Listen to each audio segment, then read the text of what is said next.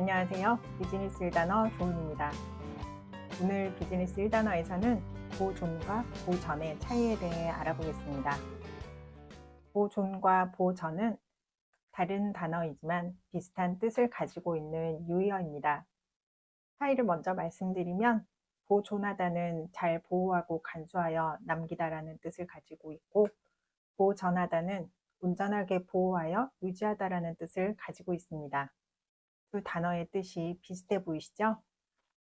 하지만 같은 뜻, 즉 동의어는 아닙니다.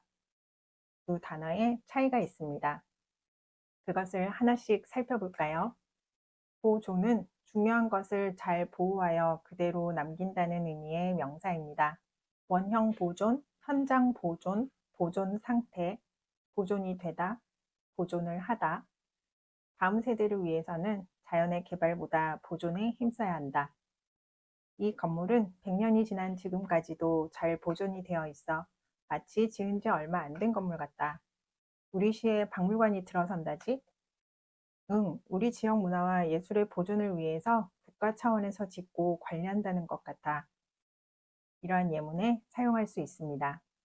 그럼 보전의 의미는 무엇일까요? 보전은 변하는 것이 없도록 잘 지키고 유지한다는 뜻의 명사입니다. 국토 보전, 문화 보전, 생태계 보전, 환경 보전, 보전이 되다, 보전을 하다, 보전에 힘쓰다, 환경 보전을 잘해서 후손들에게 지금의 자연을 그대로 물려주자. 수질 오염이 더 이상 심각해지지 않도록 국가적 차원의 수질 보전 활동이 필요하다. 경주로 수학여행을 많이 가는 이유는 뭘까? 그곳에는 훼손되지 않고 잘 보존이 되어 온 문화유적들이 많기 때문이지. 그와 같은 예문으로 사용할 수 있습니다. 국립국어원에서는 보존과 보전의 관계를 영토와 문화재를 예시로 들어 설명하고 있습니다.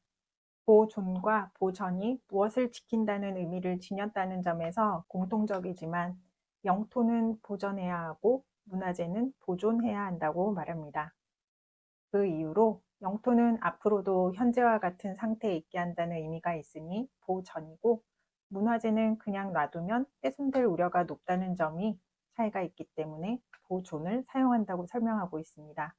오늘의 내용을 정리하면 보존과 보전이 무엇을 지킨다는 의미를 지녔다는 점에서 같지만, 보존은 그냥 놔두면 훼손될 우려가 있는 대상을 지켜야 한다는 의미가 있고, 보전은 현재 상태를 지켜서 앞으로도 같은 상태에 있게 한다는 의미가 있습니다.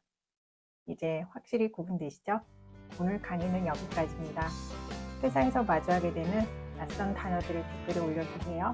짧고 쉽게 설명해 드리겠습니다. 좋아요, 구독, 알람도 잊지 마세요.